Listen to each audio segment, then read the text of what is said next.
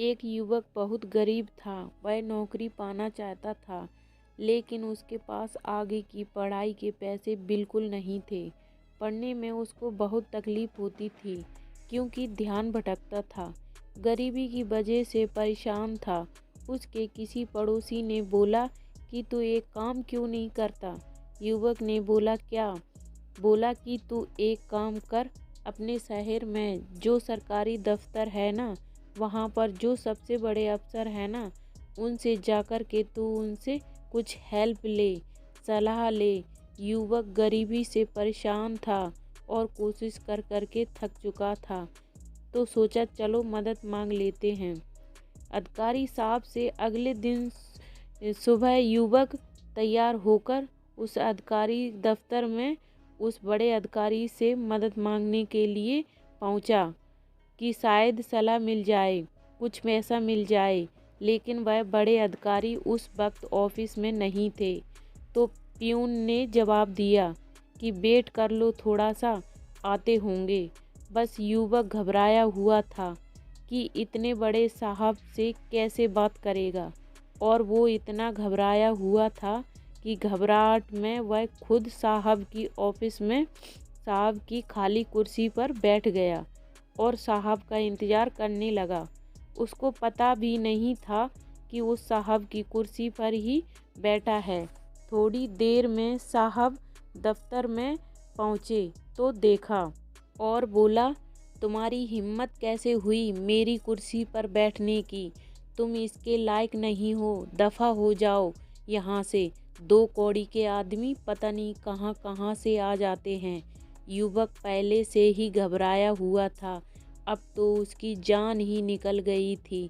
वह नज़र झुकाकर वहाँ से हड़बड़ाता हुआ वहाँ से लौट करके वापस आ गया।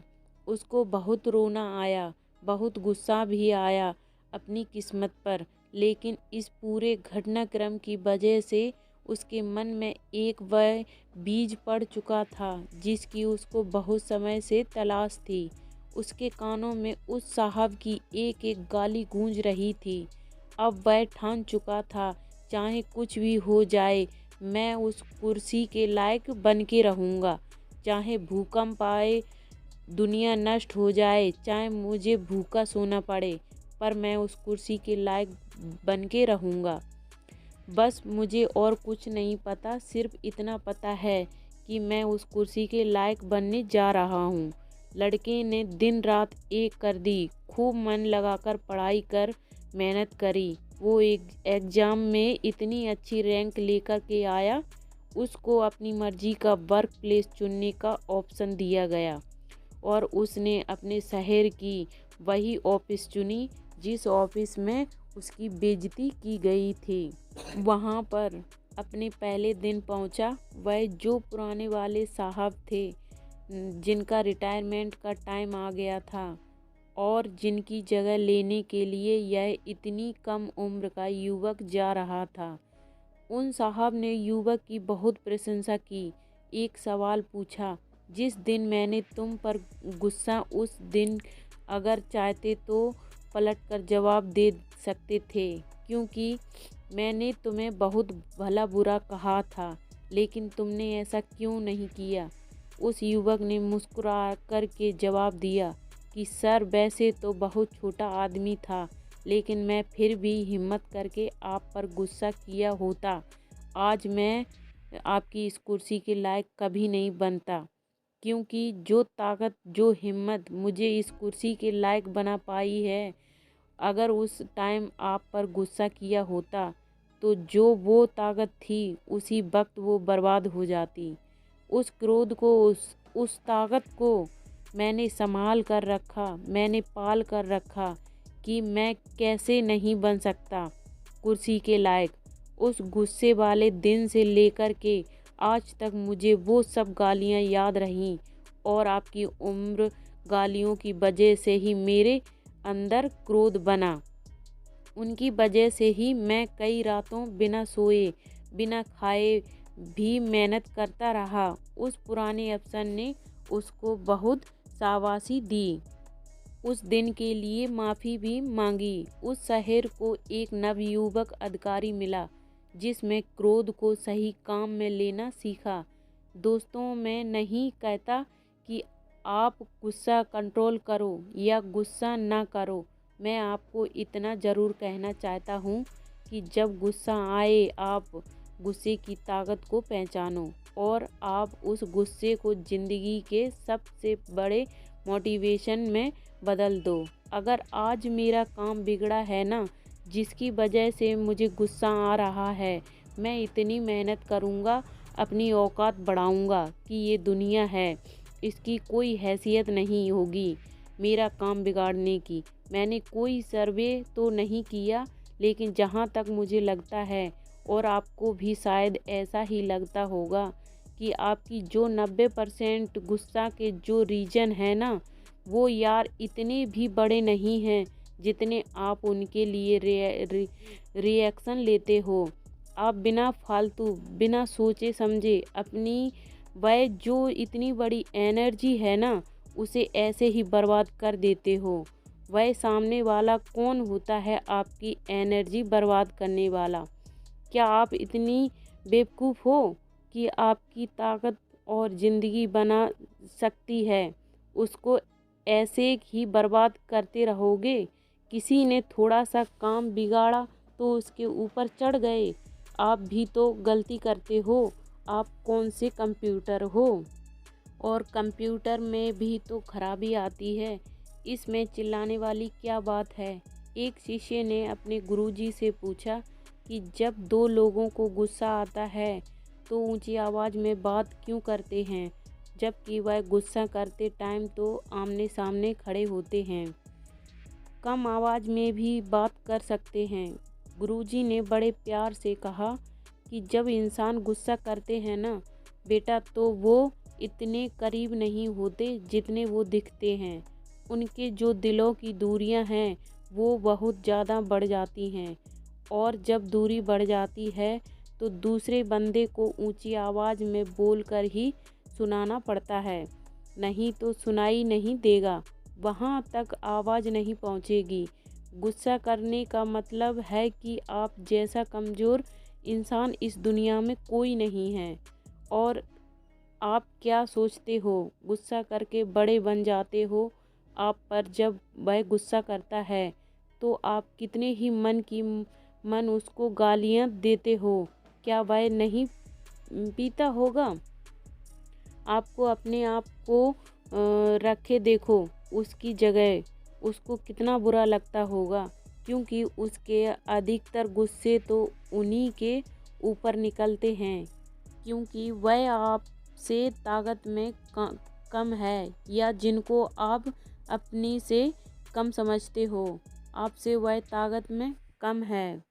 और अगर आपसे ताकत में कम है तो क्या आपका लेवल भी उतना कम हो गया कि आप उसकी बराबरी नहीं करोगे?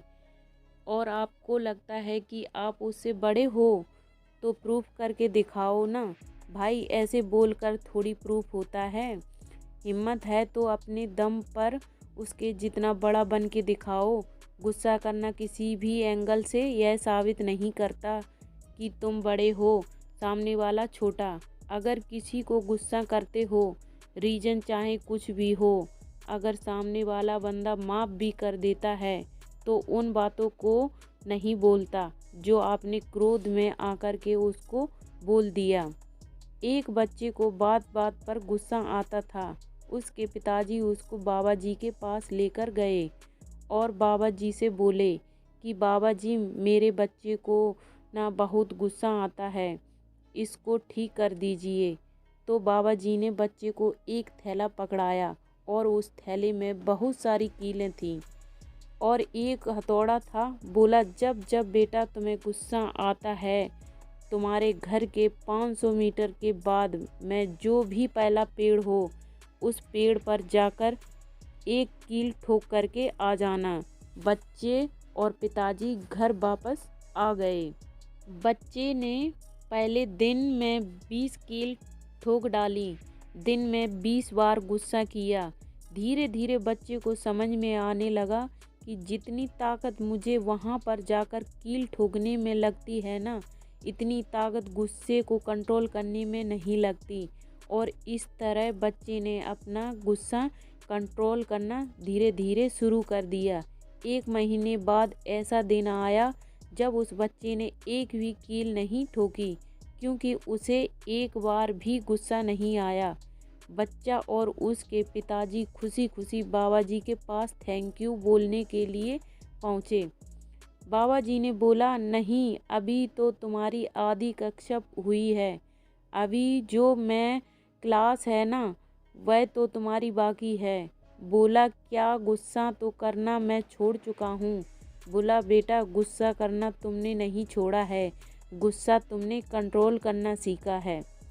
गुस्सा तुम्हें अभी आ रहा है, लेकिन तुम उसे कंट्रोल कर ले रहे हो। अब कल से जब भी गुस्सा आए और तुम उसको कंट्रोल कर लो, और जब तुम्हें पता पड़े कि तुमने गुस्सा कंट्रोल कर लिया है, तब उस पेड़ के पास जाना और उस कील वापस निकाल कर के लेकर आना। तुम्हें गुस्सा आए और तुम उस को कंट्रोल कर लो, तब एक एक कील वापस निकाल ले आना। जब तुम्हारा वो बैग वापस भर जाए, तब मेरे पास में वापस आना। बच्चा सोचा, क्या आफत आई है यार, गुस्सा करना मैं तो छोड़ चुका था। बट कोई नहीं, बाबा जी ने गुस्सा कंट्रोल करना सिखाया, तो चलो इतना और कर देते हैं, क्या दिक्कत है। 1 महीना और लगेगा। उसके पिताजी वापस घर आ गए। जब भी गुस्सा आता और बच्चा जब गुस्सा कंट्रोल कर लेना, तब उस पेड़ के पास जाता और एक कील निकाल कर लेके आता। लेकिन वह कील निकालते समय उसके पसीने छूट जाते। कील को ठोकना आसान है, लेकिन निकालना बहुत मुश्किल है। कई बार तो बिना निकाले वापस लौट के आता था कि उससे वह कील निकल ही नहीं पाती थी। ऐसे करके 1 महीने में भी ऊपर वक्त बीत गया था। कील का थैला सिर्फ आधा ही भरा था, यानी कि जितनी कील उसने तो की थी, उसकी आधी ही वापस निकाल पाई थी। एक दिन दुखी होकर उसने अपने पिताजी से बोला कि पिताजी, मैंने गुस्सा करना छोड़ दिया है।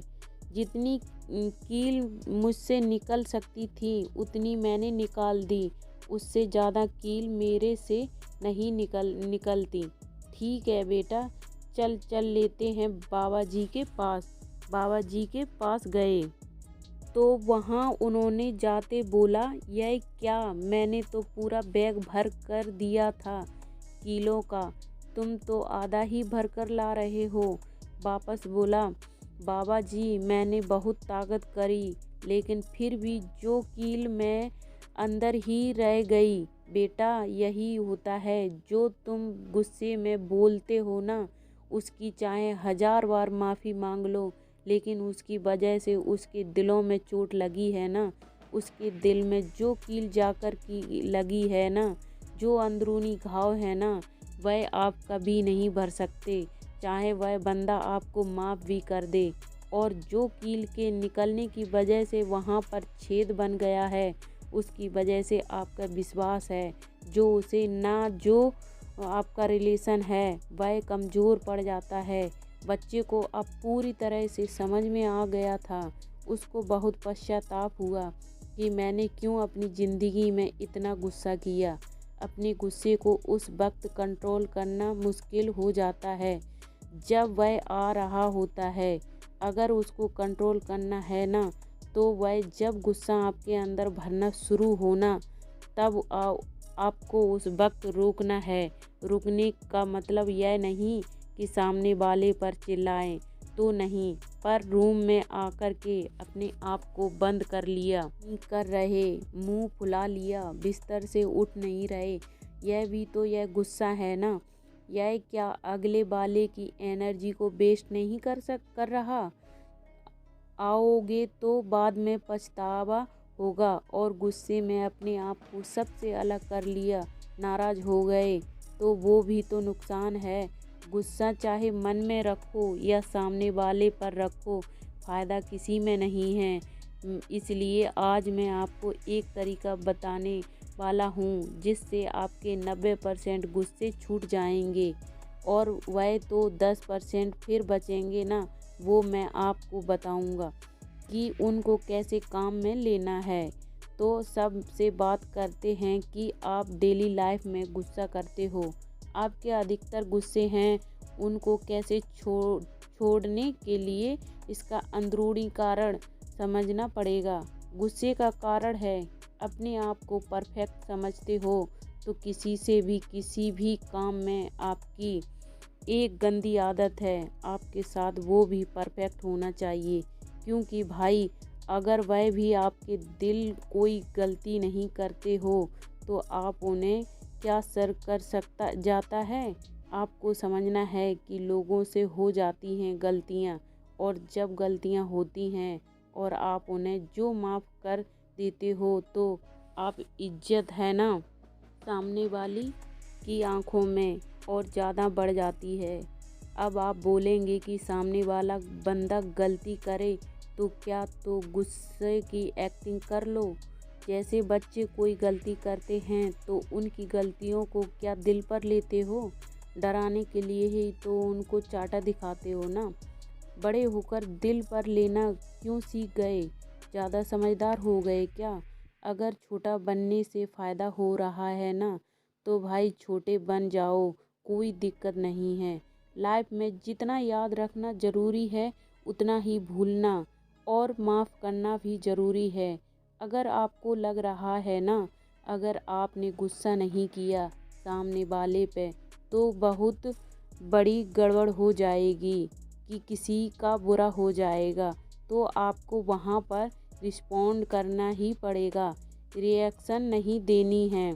ध्यान रखना, रिस्पॉन्ड करना है। जहाँ पर इमोशंस छोड़ जाते हैं ना, जब बातें दिल पर टच होने लगती हैं तो वहाँ पर भाई दिक्कत होती है। सांसें फूलने लगती हैं, पैर कांपने लगते हैं। आपको रिएक्शन नहीं देनी है, रिस्पॉन्ड करना है, सिर्फ एक्टिंग करनी है। केवल एक्सेल केस में जिसमें अगर आपने सामने वाले को नहीं रोका, उसके गुस्से को नहीं दबाया तो जैसे मानो किसी का गला पकड़ सकता है, किसी को मार सकता है, जिससे आपको समझ में आ जाएगा। और जब आपको गुस्सा, आपका दिल बहुत दुखी, हजारों में से कोई एक गुस्सा होता है, वो वह जो गुस्सा है ना, उस गुस्से को आपको सबसे बड़े में बदलना है। जैसे बोलो किसी ने आपकी बहुत बड़ी बेइज्जती कर दी तो आपको सोचना है कि ऐसा क्या नहीं है मुझ में कि मुझे यह दिन देखना पड़ सकता है, तो केवल एक्टिंग करो। अगर गलती से आ भी गया तब भी एक नॉर्मल इमोशन है, जैसे कि हम हंसते हैं, हम रोते हैं, दुखी होते हैं, तो उसी तरह से यह भी एक इमोशन है। तो अगर गुस्सा आ भी गया गलती से तो उसको यार सही जगह पर लगाओ ना यार, कपड़े धो लो, जिम में चले जाओ, गुस्से को ही बंद कर दो, फ़ायदा भी हो जाएगा, किसी का नुकसान भी नहीं होगा, गुस्सा भी शांत हो जाएगा। जो एड्रेनलिन और हार्मोन होता है ना, वह बनता है आपकी बॉडी में जब आप गुस्सा करते हो। वह आपकी मसल्स में बहुत काम करने वाली ताकत भर देता है। एक बार उसको काम में लेकर के तो देखो, बहुत सारा फिजिकल आउटपुट आएगा। लेकिन यह क्या तरीका है? गाली दे दी, नाराज़ हो गए, खाना नहीं खा रहे, सो नहीं रहे या सो ही रहे हो, मुंह फुलाकर बैठे हो, जो आपके अंदर ओवर सेल एक्सीडेंट है ना, उसको यार कम कर लो थोड़ा। आपका जो काम बिगड़ने पर गुस्सा आता है, उस काम को बिगाड़ने वाला रीज़न इतना स्पेशल नहीं होता जितनी बड़ी आप रिएक्शन देते हो। उस रीज़न पर आपको कभी गुस्सा नहीं आएगा, केवल उससे आपका जो काम बिगड़ा है उस काम के बिगड़ने पर आपको गुस्सा आता है।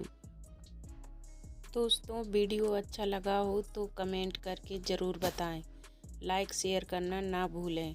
अगर चैनल पर नए हो तो चैनल को सब्सक्राइब ज़रूर करें।